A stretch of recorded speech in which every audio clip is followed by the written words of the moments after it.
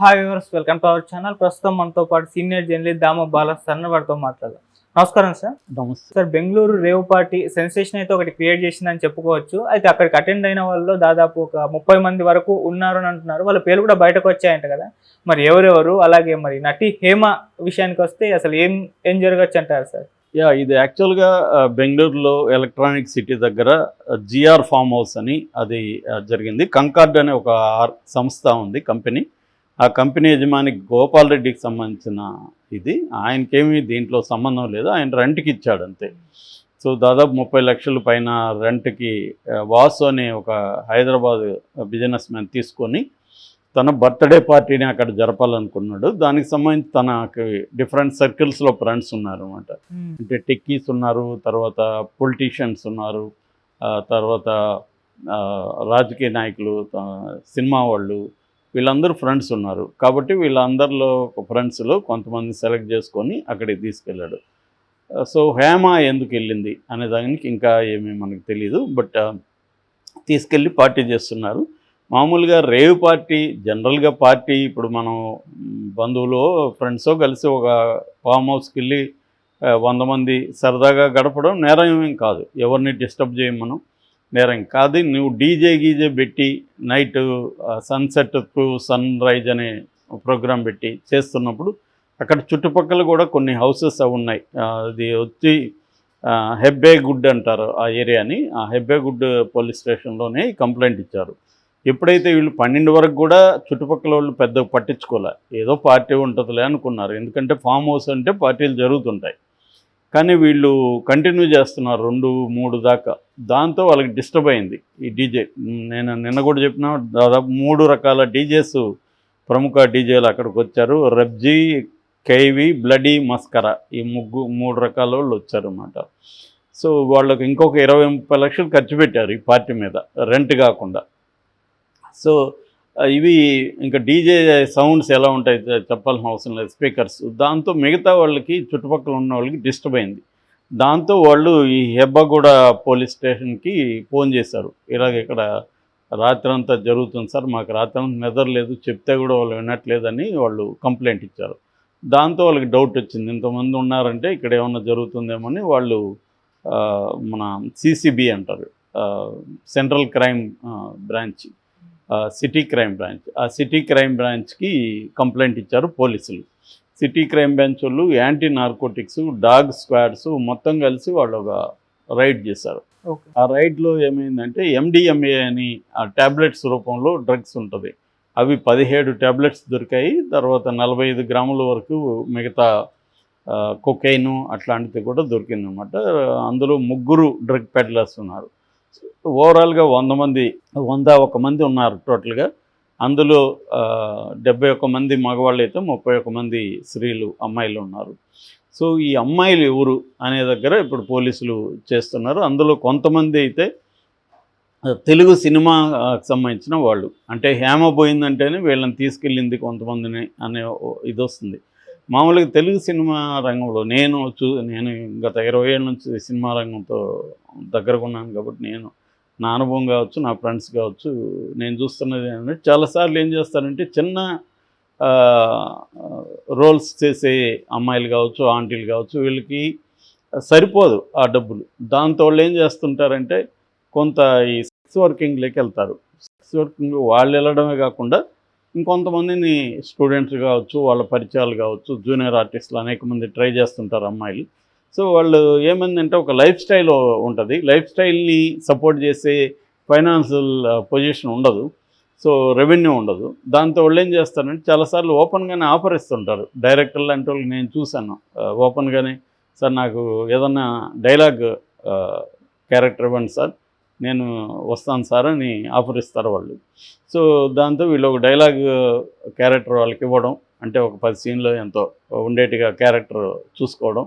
So producer నుంచి advance ఇప్పిస్తే అమ్మాయి కమిట్మెంట్ అంటారు కదా, అలాగా వస్తుంది.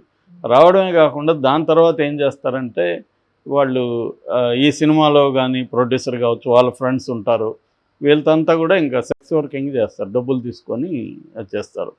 ఇది సినిమా రంగంలో ఎప్పటి నుంచో ఉంది ఇది. యాక్చువల్గా ఈ మధ్యకాలంలో పెరిగింది బాగా.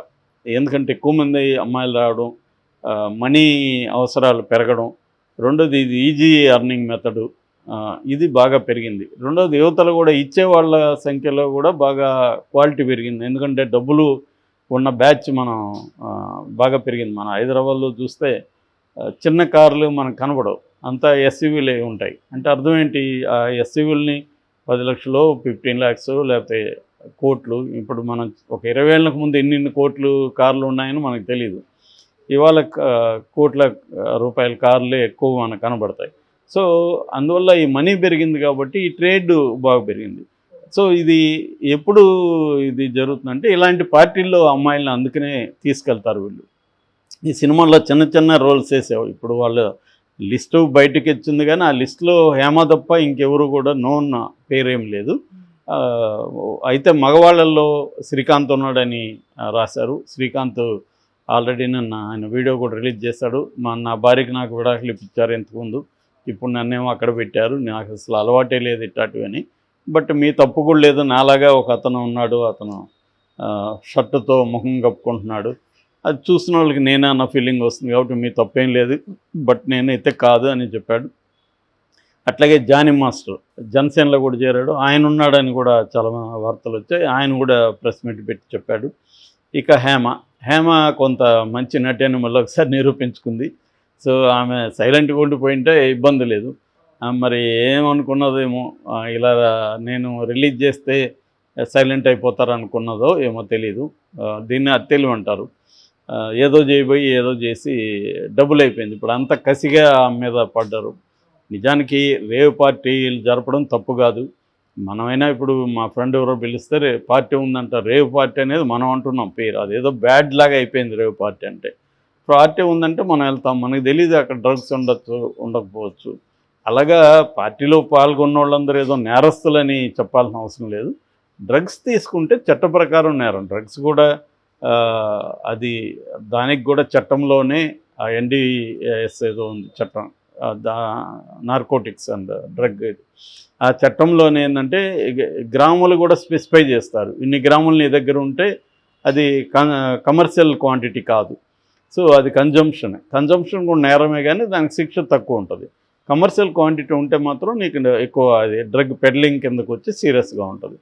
సో ఆ రకంగా ఈ పార్టీలో డ్రగ్స్ ఎవరన్నా తీసుకుంటే అది తప్ప ఇంకేమీ ఈ పార్టీలో పాల్గొనడం తప్పు కాదు. ఆమె చెప్పుండొచ్చు, అవును నేను ఈ పార్టీలో పాల్గొన్నాను, తప్పేముంది, నేను పాల్గొనకూడదా, చట్టం ఉందా, పార్టీ చేసుకోకూడదా అనేది ఆమె మాట్లాడి ఉండొచ్చు. దానికి బదులు నేను హైదరాబాద్ గెస్ట్ హౌస్ అనగానే చాలామందికి మళ్ళీ డౌట్ వచ్చింది. హైదరాబాద్ ఫామ్ హౌస్ అని చెట్లు పెడితే అదేంది కోఇన్సిడెంట్ లాగా అక్కడ ఫామ్ హౌస్లో దొరికితే ఇక్కడ ఫామ్ హౌస్లో ఉన్నానే అని ఒక యాంకర్ అడిగింది కూడా ఆమెను. అడిగితే కూడా ఆమె మీదకి వెళ్ళింది, అవును తప్పేముంది, నన్ను ఎవరు అడుగుతారు, నా ఇష్టం కదా, నేను ఎంజాయ్ చేయకూడదా ఫ్యామిలీతో. నిజంగా ఫ్యామిలీతో ఉంటాం, ఫ్యామిలీతో కలిపి పెట్టేది కదా వీడియోలు, అది పెట్టట్లేదంటే డౌట్ వచ్చింది జనాలకి. అది అక్కడ బెంగళూరు CCB పోలీసులకి కాలినట్టుంది. అంటే ఈమె అబద్ధాలు చెప్తుందని వాళ్ళు ఫోటో రిలీజ్ చేశారు. ఆ 2 కాస్ట్యూమ్తో సహా అదే ఉంది, లొకేషన్ కూడా పెట్టారు వాళ్ళు. సో దాంతో ఆమె రెడ్ హ్యాండెడ్కి దొరికిపోయింది. నిజానికి ఆమె తప్పు చేసిందా లేదనేది మనం తెలిసేది ఏం లేదు. డ్రగ్స్ వాడి ఉంటే చట్ట ప్రకారం ఎదుర్కొంటుంది. అదర్వైజ్ ఒకవేళ సెక్స్ వర్కింగ్ ఏమన్నా జరుగుతుంటే కూడా అందులో ఏమేమి ఇన్వాల్వ్ అయ్యి ఏమేమన్నా తీసుకెళ్ళి అలా చేస్తుంటే కూడా అది కూడా కేసు అవుతుంది. అదర్వైజ్ పార్టీలో పాల్గొన్న వాళ్ళు అందరూ ఏదో నేరస్తులాగా చూడాల్సిన అవసరం లేదు. పార్టీలు అనేవి ఇవాళ వెరీ కామన్. ఎవరైనా పార్టీలకు వెళ్తారు, ఆ పార్టీలో డ్రగ్స్ యూజ్ చేస్తుంటే వాళ్ళు మాత్రమే నేరస్తులకు వస్తారు. అందుకని ఇప్పుడు ఒక ప్రత్యేక మెడికల్ బృందాన్ని పిలిపించి వీళ్ళందరికీ టెస్టులు చేయిస్తున్నారు, డ్రగ్ టెస్టులు. అట్లా ఎవరైనా డ్రగ్స్ తీసుకున్నట్టు బ్లడ్ టెస్ట్లో ఇదైతే మాత్రం వాళ్ళకి ఇబ్బంది ఉంటుంది. అదర్వైజ్ ఆ డ్రగ్ పెడ్లర్స్కి కొంత పనిష్మెంట్ ఉంటుంది, వాళ్ళని జైల్లోకి పంపించే అవకాశం ఉంటుంది.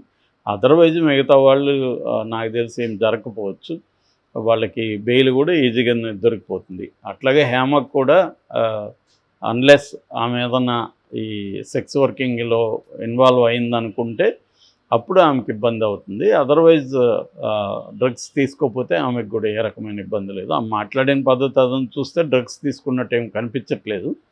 ఒకవేళ ఏమన్నా ఉంటే బ్లడ్లో ఆమెకి ఇబ్బంది. అదర్వైజ్ దీన్ని ఏదో మనం ఇదే నేరంలాగా చూడాల్సిన అవసరం లేదు.